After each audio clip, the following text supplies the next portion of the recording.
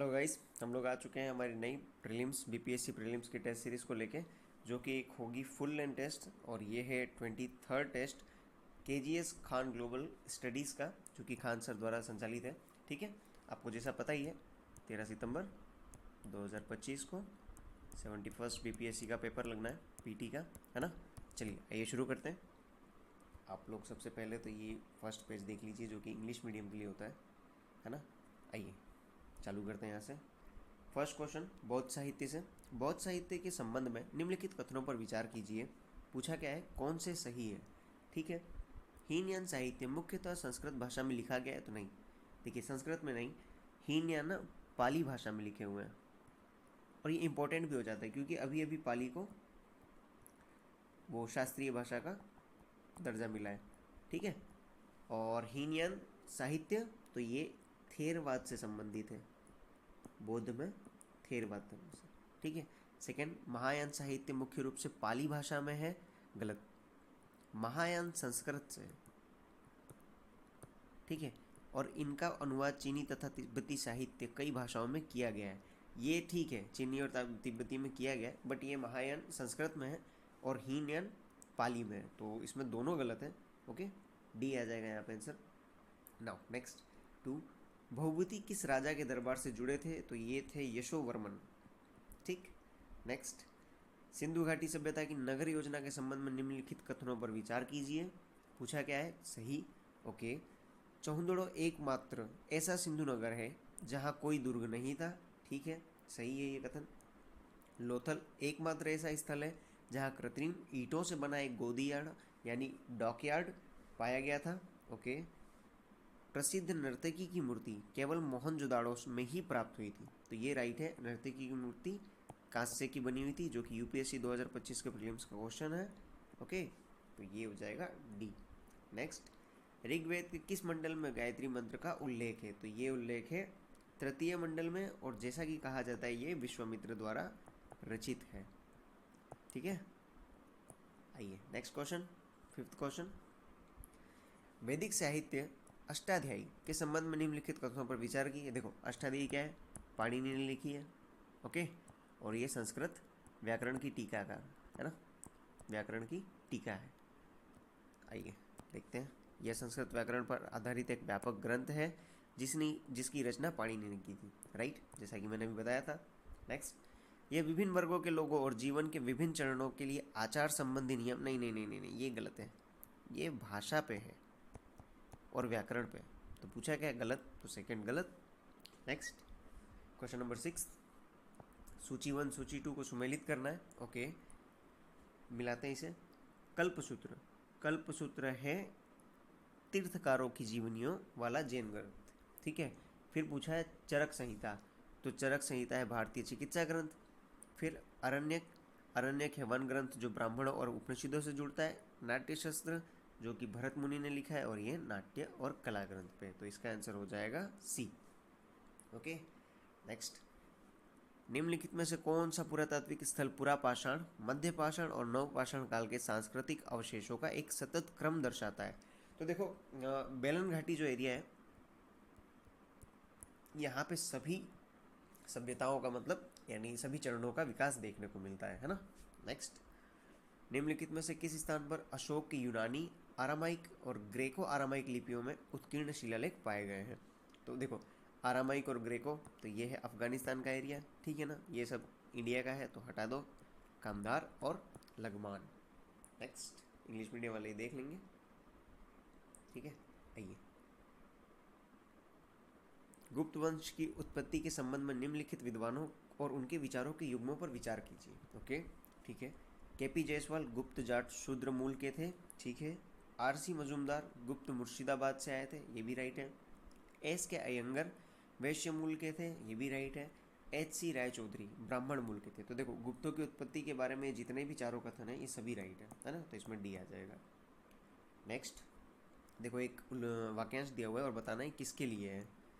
6ठी शताब्दी ईस्वी में प्रख्यात भारतीय विद्वान ने कृति बृहत संहिता में बताया कि चंद्रमा पृथ्वी के चारों ओर, पृथ्वी सूर्य के चारों ओर घूमती है। उन्होंने ग्रहों की गति और विभिन्न खगोलीय घटनाओं की व्याख्या करने के लिए कई यूनानी स्रोतों के प्राप्त ज्ञान को भी शामिल किया। ठीक है। तो इसमें देखो आर्यभट्ट नहीं होंगे, ब्रह्मगुप्त नहीं होंगे, इसमें होंगे वराहमिहिर। ओके नेक्स्ट, शेर शाह की सेना पर राजपूतों के हमले का अंतिम परिणाम निम्नलिखित में से क्या था? ठीक है, तो इसमें देखो इसमें था आंसर, राजपूतों को घेर लिया गया और वे आखिरी दम तक लड़ते रहे। इसमें क्या सीन था पता है आपको? जो शेर शाह की सेना थी ना, 80,000 थे और राजपूतों की सेना में 12,000 थे। फिर भी ये 12,000 सैनिकों के साथ लड़े थे इनसे। तो ये वही उनकी वीरता के बारे में इसमें बताया गया है ना। और शेर शाह इसमें जीते थे। ठीक, नेक्स्ट 12, शेर शाह के शासनकाल में परगना स्तर पर कानून व्यवस्था और सामान्य प्रशासन को बनाए रखने के लिए कौन उत्तरदायी था? तो ये था सिकदार, है ना। यानी कभी कभार पूछ लेता है कि सिकदार क्या थे, तो वही परगना स्तर पर कानून व्यवस्था को संभालते थे, है ना। 13, बैरम खान के शासनकाल में मालवा के विरुद्ध मुगल अभियान का नेतृत्व किसने किया था? तो ये थे अधम खान, है ना। 1561 के टाइम की बात है ये। ओके नेक्स्ट, निम्नलिखित में से कौन सी अकबर द्वारा अपनाई गई शेर शाह की भूमि राजस्व प्रणाली की एक प्रमुख विशेषता थी? तो ये थी उत्पादकता के आधार पर फसलवार एक केंद्रीय मूल्य सूची को तैयार करना। ओके, तो ये हो जाएगा बी। नेक्स्ट 15, निम्नलिखित में से कौन सा कथन मुगल प्रशासन के तहत कानूनोंगो की भूमिका की सबसे सही रूप में दर्शाता है? देखो कानूनोंगो एक पद होता था और उसकी भूमिका क्या होती थी ये बताना है, ठीक है। तो इसमें वे वंशानुगत जमींदार थे जो किसानों और जमींदारों के बीच मध्यस्थता का काम करते थे? नहीं, इसमें सी होगा। वे वंशानुगत तो थे, ठीक है, पर भूमि और राजस्व अभिलेखों का रख रखाव करते थे। ये दोनों सेम सेम था। देखो सैन्य अधिकारी तो वो सरे नौबत और वो वाला था, है ना, तो ये नहीं होगा। और प्रांतीय गवर्नर पर नजर रखना ये भी अलग था, तो इसमें सी आंसर है। 16, 1756 में अलीवर्दीन खान की मृत्यु के बाद उसका उत्तराधिकारी कौन बना था? देखो अलीवर्दी खान है ना, 1752 में ही उत्तराधिकारी घोषित कर दिया था सिराजुद्दौला को, ठीक है, तो यही बने थे। नेक्स्ट, मीर कासिम और ब्रिटिश ईस्ट इंडिया कंपनी के बीच 1760 की संधि की विशेषताओं के संबंध में निम्नलिखित में से कौन सी कथन सही है? ठीक है, तो मीर कासिम ने बर्दवान, मिदानपुर और चटगांव कंपनी को सौंप दिए थे। ओके, कंपनी को सिलहट के चूना पत्थर व्यापार में आधा हिस्सा मतलब कि 50% मिला था। ओके, मीर कासिम ने कंपनी के सभी बकाया भुगतान को चुकाने पर सहमति दी थी। ये तीनों ही कथन राइट हैं। और इसके अलावा मीर कासिम ने 5 लाख रुपया भी दिया था दक्षिण अभियान के लिए, ब्रिटिश सेना को दक्षिण अभियान के लिए 5 लाख रुपया भी दिए थे। ठीक है, तो आओ इंग्लिश मीडियम वाले यहाँ रोक के देख लेंगे थोड़ा सा। नेक्स्ट नेक्स्ट क्वेश्चन 18, उन्होंने भारत में ब्रिटिश सत्ता की नींव रखने में महत्वपूर्ण भूमिका निभाई। ओके, ब्रिटिश शासन के इस चरण का कोई भी विवरण उनके उल्लेख के बिना अधूरा है। वे बंगाल के गवर्नर रहे और फिर इंग्लैंड लौट गए, जहां 1774 में उनके आत्महत्या करने की बात कही जाती है। ओके, उपयुक्त गद्यांश में निम्नलिखित में से किस वायसराय का उल्लेख किया गया है? तो ये है रॉबर्ट क्लाइव। ओके, थोड़ा शॉकिंग आपको लगा होगा कि आत्महत्या की थी इन्होंने, आज पता चला आप लोगों को। ठीक है, आइए नेक्स्ट, बनारस में सेंट्रल हिंदू कॉलेज की स्थापना किसने की थी? देखो यहाँ पे अगर पता है सेंट्रल हिंदू बोला है ना, सेंट्रल हिंदू कॉलेज, तो यहाँ आ जाएगा एनी बेसेंट। उन्होंने 1898 में इसकी स्थापना की थी। ठीक है, और इसी को BHU के रूप में, बनारस हिंदू यूनिवर्सिटी के रूप में 1916 में मदन मोहन मालवीय जी ने इसकी स्थापना की थी वापस से। ठीक, नेक्स्ट, 1857 के विद्रोह के दौरान झांसी की सेनाओं के विरुद्ध ब्रिटिश प्रतिरोध का नेतृत्व किस ब्रिटिश अधिकारी ने किया था? तो ये थे सर यूरोज।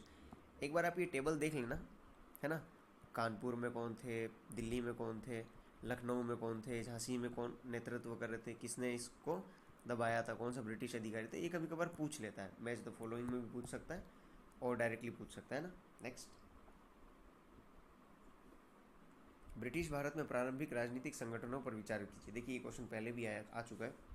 ये देखिए, land holder society 1838, okay, and Banga Bhasha Prakashika 1836, फिर British Indian society 1851, then Madras native 1852। पूछा क्या है?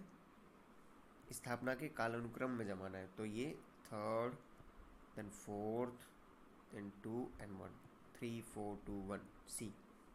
ओके नेक्स्ट 22, उग्र राष्ट्रवादी विचारधारा के मूल सिद्धांतों के संबंध में निम्नलिखित में से कौन सा कथन सही है? ठीक है, सही बताना है। प्रत्यक्ष राजनीतिक कार्रवाई आवश्यक है, बिल्कुल। राष्ट्रीय आंदोलन का लक्ष्य डोमिनियन स्टेट्स प्राप्त करना था, नहीं नहीं नहीं नहीं, नहीं। ये तो स्वराज, स्वराज हमारा जन्मसिद्ध अधिकार है। ठीक, दूसरा गलत, दूसरा गलत हो, सब गलत, बच गया ए। भारतीयों को अपना उद्धार स्वयं करना होगा। ठीक है, पहला और तीसरा राइट। आइए नेक्स्ट, 1904 में भारत सरकार के गृह सचिव के पद पर निम्नलिखित में से कौन नियुक्त हुए थे?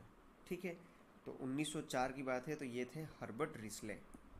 ओके, देखो गृह सचिव का पद आपको पता ही है, 1858 के एक्ट से आ गया था। कब आया था? 1815 का एक्ट, तो ये था कैनिंग के टाइम पे, लॉर्ड कैनिंग के टाइम पे आया था, है ना। आइए, Indian society of oriental art द्वारा दी गई छात्रवृत्ति का पहला प्राप्तकर्ता कौन था? तो ये थे नंदलाल बोस। ठीक है, ये सोसाइटी ने 1907 में ये सोसाइटी स्थापित हुई थी, है ना, और इसकी जो पहली छात्रवृत्ति प्राप्त करता थे नंदलाल बोस थे। 25, व्यक्तिगत सत्याग्रह आंदोलन शुरू करने के पीछे निम्नलिखित में से कौन सा प्राथमिक कारण था? ठीक है, तो ये था अगस्त प्रस्ताव।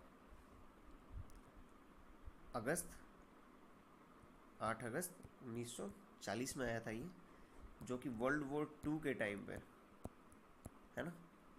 नेक्स्ट, निम्नलिखित में से कौन सकल घरेलू उत्पादन जीडीपी को सर्वोत्तम रूप से परिभाषित करता है? तो ये है सभी फर्मों द्वारा अर्थव्यवस्था में जोड़ी गई सकल मूल्यवर्धन का कुल योग, इसे ही कहते हैं। ठीक है, और जीडीपी में देश की सीमा के भीतर जितना भी उत्पादन का अंतिम मूल्य वस्तु का होगा वो जोड़ा जाएगा, है ना। नेक्स्ट 27, निम्नलिखित कथनों पर विचार कीजिए। ठीक है, सांकेतिक प्रभावी विनिमय दर घरेलू मुद्रा की विदेशी मुद्राओं के मुकाबले द्विपक्षीय सांकेतिक विनिमय दर को भारित औसत कहते हैं, बिल्कुल। वास्तविक प्रभावी विनिमय दर नीर होती है जिसे घरेलू और अन्य देशों के बीच मूल्य के अंतर का ध्यान में रखते हुए समायोजित किया जाता है, ये भी राइट है, तो इसका आंसर हो जाएगा सी। ओके नेक्स्ट, ये जैसे इकोनॉमी का था, है ना। आइए नेक्स्ट, इंग्लिश मीडियम वाले ये देख लेंगे। आइए क्वेश्चन नंबर 28, बिहार बजट 2025-26 के अनुसार निम्नलिखित में से किस स्थान पर ग्रीनफील्ड हवाई अड्डों के निर्माण की घोषणा की गई है? तो ये है सुल्तानगंज और रक्सौल, ये दो जगह पे। ग्रीनफील्ड का मतलब नया, ठीक है। ब्राउन फील्ड मतलब जो बना हुआ है उसी में थोड़ा सा रिनोवेशन या ये सब करना। ओके नेक्स्ट, 2024-25 के संशोधित अनुमान की तुलना में 2025-26 में बिक्री कर वैट से राजस्व में अपेक्षित प्रतिशत वृद्धि हुई है। कितनी हुई है? 12%, यानी कि ये बताता है कि अप्रत्यक्ष कर जो है उनमें वृद्धि हो रही है। ओके नेक्स्ट, विश्व बैंक के अनुसार 2024 में वैश्विक प्रेषणों में भारत की हिस्सेदारी कितनी थी, जो अब तक की सबसे अधिक थी? तो मैंने आपको बताया था इससे पहले वाले में 14.3%, 129 बिलियन $, है ना। नेक्स्ट, प्रयोज्य व्यक्तिगत आय, सब खर्चा करने के बाद जो बचा हुआ पैसा होता है ना, वही प्रयोज्य है। मतलब टैक्स वैक्स दे दिया आपने, उसके बाद जो पैसा बचता है वो, यह वह आय होती है जो व्यक्तिगत आय से व्यक्तिगत आयकर की कटौती के बाद व्यक्ति के पास बचती है। जी हाँ, वही है ना। पूछा क्या इसमें गलत? इसमें सामाजिक सुरक्षा, पेंशन, बेरोजगारी लाभ और सब्सिडी जैसे हस्तांतरण भुगतान नहीं शामिल होते हैं। नहीं नहीं नहीं नहीं, शामिल होते हैं, तो ये गलत है ना, तो इसमें आएगा बी। 32, वह कौन सी सहकारी समिति है जो छोटे उत्पादकों को कच्चा माल, औजार और उपकरण जैसे आवश्यक उत्पादन संसाधन उपलब्ध कराकर उनका समर्थन करती है? तो ये है उत्पादक सहकारी समिति। ओके नेक्स्ट, जब कोई देश अपने भुगतान संतुलन में घाटे को संतुलित करने के लिए विदेशी मुद्रा बेचकर अपने विदेशी मुद्रा भंडार का उपयोग करता है तो इस क्रिया को क्या कहते हैं? तो ये क्रिया कहलाती है आधिकारिक आरक्षित निधि लेन देन, है ना। ये मतलब एक पूरा इसका डेफिनेशन एक तरीके से कि आधिकारिक आरक्षित निधि लेन देन क्या होता है, तो वही भुगतान संतुलन को संतुलित करने के लिए, है ना।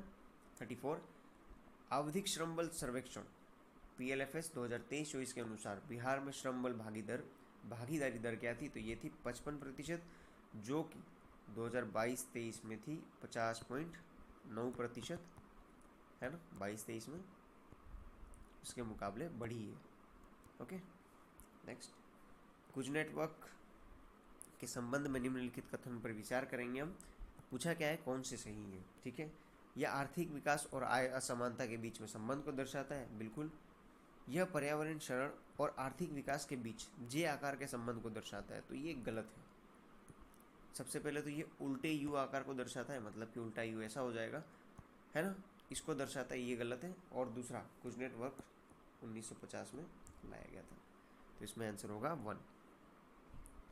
क्वेश्चन नंबर 36, ई नाम के संबंध में निम्नलिखित कथनों पर विचार कीजिए। यह एक राष्ट्रीय व्यापार पोर्टल है जो सभी कृषि बाजारों और एक समान मूल्य समर्थन मूल्य लागू करता है, एमएसपी को नहीं। ये जो एपीएमसी की मंडी होती है ना, कृषि मंडी, इनको एकीकृत करता है, ठीक है। तो पहला गलत। इसमें एक वेयर हाउस ट्रेडिंग मॉड्यूल की शुरुआत शामिल है जो भुगतान सुविधा से एकीकृत है, तो ये वाला हो जाएगा राइट, ठीक है। तो इसमें आंसर होगा बी।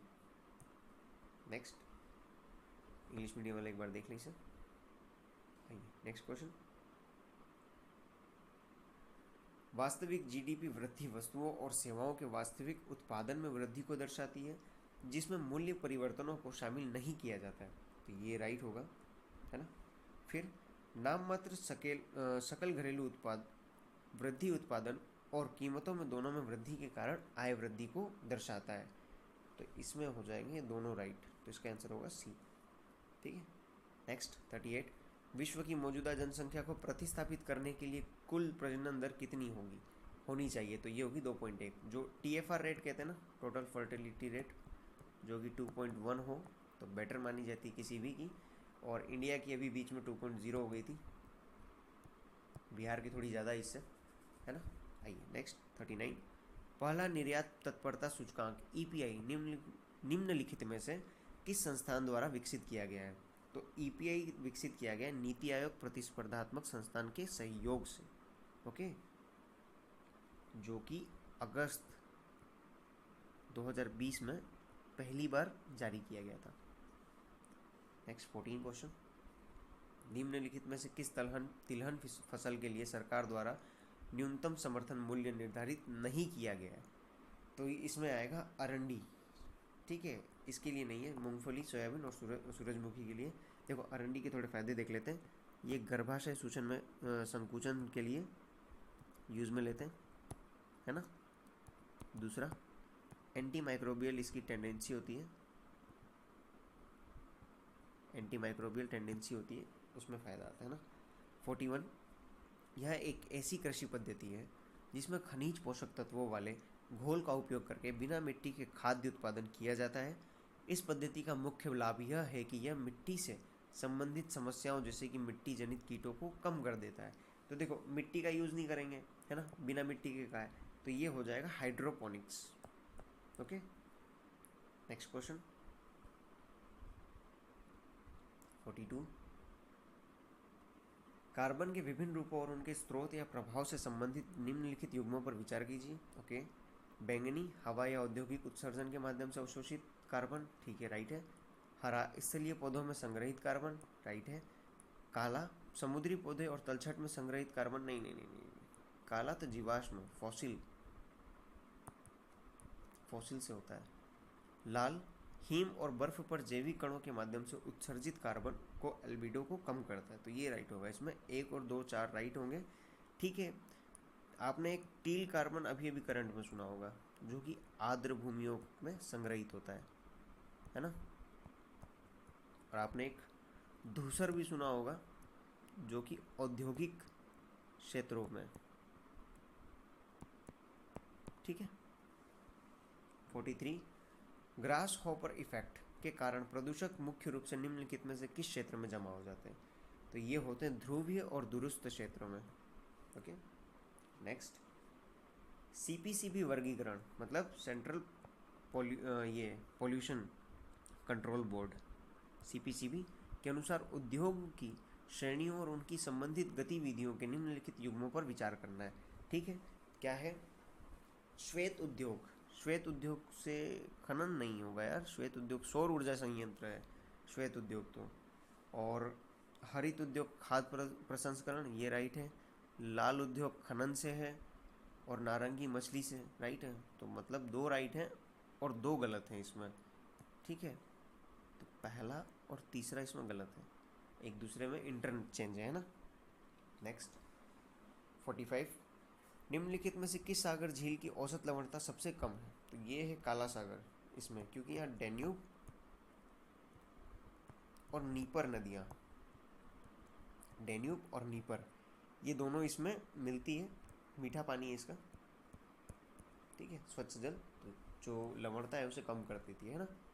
नेक्स्ट इंग्लिश मीडियम वाला एक बार देख लेंगे। आइए नेक्स्ट क्वेश्चन, सतलुज नदी के संबंध में निम्नलिखित कथनों पर विचार कीजिए। पूछा गया है कौन से गलत है, ठीक है। यह तिब्बत में मानसरोवर झील के पास कैलाश पर्वत के राक्षस ताल से निकलती है, ठीक है। यह बारालचा दर्रे से होकर भारत में प्रवेश करती है, नहीं, ये शिपकिला दर्रे से, शिपकिला दर्रे से प्रवेश करती है, तो ये गलत हो जाएगा, है ना। तीसरा, भाखड़ नांगल और रणजीत सागर बांध इसी नदी पर बनाए गए हैं। देखो भाखड़ नांगल तो इसी पे बना हुआ है, ठीक है। जो रणजीत सागर है ना, वो रावी नदी पे बना हुआ है, तो ये इस वजह से तीसरा स्टेटमेंट गलत होगा। पूछा क्या है कौन सा गलत है, तो इसमें 2 और 3 गलत हैं, ठीक है। नेक्स्ट 47, निम्नलिखित में से कौन अवसादी चट्टानों के उदाहरण है? सही उत्तर का चयन करें। चलो एक बार आप इसके बारे में सोचो, क्या अवसादी चट्टानों के कौन से उदाहरण, मैं आपको टाइम देता हूँ थोड़ा सा, है ना, सोचिए, ठीक है। करते हैं इसको। अवसादी चट्टान, चूना, शेल और कोयला, ये तीनों अवसादी चट्टान है, ठीक है। तो 1, 3, 4, ये स्लेट कायंत्रित में आती है, और ग्रेनाइट आग्नेय, ठीक है। तो इसमें 1, 3 और 4। नेक्स्ट, निम्नलिखित में से कौन सी हिमानी स्थल रूप की विशेषता नहीं है? तो सर्क है, अरेत है, टॉर्न है, बट एर्ग नहीं, ये पवन का है, ये पवन से बनने वाली स्थल रूप है, ठीक है। नेक्स्ट, भू आकृतियों के निर्माण के संबंध में निम्नलिखित में से कौन सा कथन गलत है? सही उत्तर का चयन करना है। मेघालय का पठार मुख्य यूरोपीय पठार से भारतीय प्लेट की उत्तरवर्ती गति के कारण अलग हुआ है। यूरोपीय पठार से क्यों अलग होगा? भारतीय पठार से अलग हुआ है, पहला गलत। पूर्वी और पश्चिमी घाट नीलगिरी पर्वतमाला पर मिलते हैं, बिल्कुल मिलते हैं। तीसरा, बुग्याल सिक्किम में पाए जाने वाले उच्च ऊंचाई पर वाले घास के मैदान है, तो गलत, ये उत्तराखंड में है ना, बुग्याल उत्तराखंड में पाए जाते हैं। पहला और तीसरा अभी तक गलत है। हिमालय से निकलने वाली अधिकांश नदियाँ सदा नीरा यानी बारहमासी होती है। तो पूछा क्या है गलत कौन कौन से, तो पहला और तीसरा गलत है, ओके। आइए नेक्स्ट क्वेश्चन, निम्नलिखित जलवायु परिस्थितियों पर विचार कीजिए। बिल्कुल, उपरोक्त विवरण में निम्नलिखित में से किस प्रकार के वन का उल्लेख किया गया है? ओके, क्या क्या है? वार्षिक वर्षा 250 सेंटीमीटर, वार्षिक तापमान 25 से 27 सेंटी, औसत वार्षिक आर्द्रता 77% से अधिक। इस वन या क्षेत्र के वृक्ष एक साथ अपने पत्ते नहीं गिराते हैं, ठीक है। तो देखिए इसका आंसर हो जाएगा उष्णकटिबंधीय सदाबहार वन, ये इसका पूरा डिटेल दिया हुआ है ना। नेक्स्ट, काली मृदा के संबंध में निम्नलिखित में से कौन सा कथन गलत है? ठीक है, अधिकांश काली मिट्टी की मूल सामग्री दक्कन के पठार में निर्मित ज्वालामुखीय चट्टानें हैं, बिल्कुल। उच्च तापमान और कम वर्षा वाली काली मिट्टी के निर्माण में सहायक होती है। उच्च तापमान और कम वर्षा काली मिट्टी के निर्माण में सहायक होती है, तो ठीक है। काले रंग का कारण इसमें मौजूदा टिटिनी फेरस मैग्नेटाइट की थोड़ी मात्रा है, बिल्कुल ये सही है। यह मिट्टी फास्फोरस और ह्यूमस से भरपूर है। देखो भारत की बहुत कम मिट्टियाँ हैं जो फास्फोरस और ह्यूमस से भरपूर है ना। नेक्स्ट 52, पछुआ पवनों के संबंध में निम्नलिखित कथनों पर विचार करेंगे। पूछा है कौन कौन से सही है? बिल्कुल, उत्तर और दक्षिणी दोनों गोलार्ध के 30 डिग्री और 60 डिग्री अक्षांशों के बीच बहती है, तो बहती है, सही है। पछुआ पवनें शीत ऋतु में प्रबल होती है, बिल्कुल, और जब ध्रुवों पर दाब कम होता है तब, उस समय यानी कि जब प्रबल होती है शीत ऋतु में तब ध्रुवों पर दाब कम हो जाता है, तो ये भी राइट है, दोनों स्टेटमेंट सही है इसमें। नेक्स्ट 53, दक्षिण पश्चिम मानसूनी पवनें मुख्यतः पश्चिम में स्थित अरब सागर से पूर्व की ओर भारतीय उपमहाद्वीप की ओर चलती है, ठीक है। दक्षिण पश्चिमी मानसूनी पवनें मुख्य रूप से कोरियोलिस प्रभाव से संचालित होती हैं, जो उन्हें भारतीय उपमहाद्वीप में पूर्व की ओर मोड़ती है। तो नहीं नहीं नहीं, ये गलत स्टेटमेंट है ना। प्रेशर काम करता है, हाई प्रेशर और लो प्रेशर वाला कॉन्सेप्ट लगेगा इसमें, ठीक है। नेक्स्ट,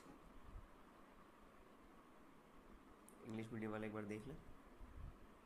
आइए, निम्नलिखित में से बहिर्वर्ती भू आकृतियों के उदाहरण कौन से। बहिर्वर्ती मतलब ये अपने, अरे बाहर की ओर, ठीक है, जो बाहर बनती है। बहिर्वर्ती मतलब नीचे दिए गए कूट का प्रयोग करके सही उत्तर का चयन करें। दो टाइप की होती है, बहिर्वर्ती और एक होती है अंतर्वृत्ति, जो अंदर की तरफ बनते हैं। तो अंदर अंदर कौन से बन जाते हैं, लेकोलित और डाइक, ये अंदर बनता है। बाढ़ बेसाल्ट क्षेत्र मतलब कि दक्कन का पठार, और क्रेटर, ये दोनों बाहर दिखेंगे, आपको देखने मिलते हैं, ठीक है। तो 2 और 3। नेक्स्ट, भूस्खलन के संबंध में निम्नलिखित कथनों पर विचार कीजिए। पूछा है कौन से सही हैं। भूस्खलन से तात्पर्य गुरुत्वाकर्षण के कारण ढलान से नीचे चट्टान, मिट्टी या अन्य मलबे का खिसकना। बिल्कुल, उत्तराखंड में आप देख सकते हैं। खड़ी ढलान और भारी वर्षा किसी क्षेत्र को भूस्खलन के प्रति संवेदनशील बना सकती है। बिल्कुल, उत्तराखंड ही एग्जाम्पल है, अभी बाढ़ आई थी तब। हिमालय में भूस्खलन की आवृत्ति वृद्धि हुई है। बिल्कुल, अभी अभी बहुत सारी चट्टानें टूट टूट कर गिरती रहती है वहाँ पर। तो इसमें डी आएगा आंसर, ओके।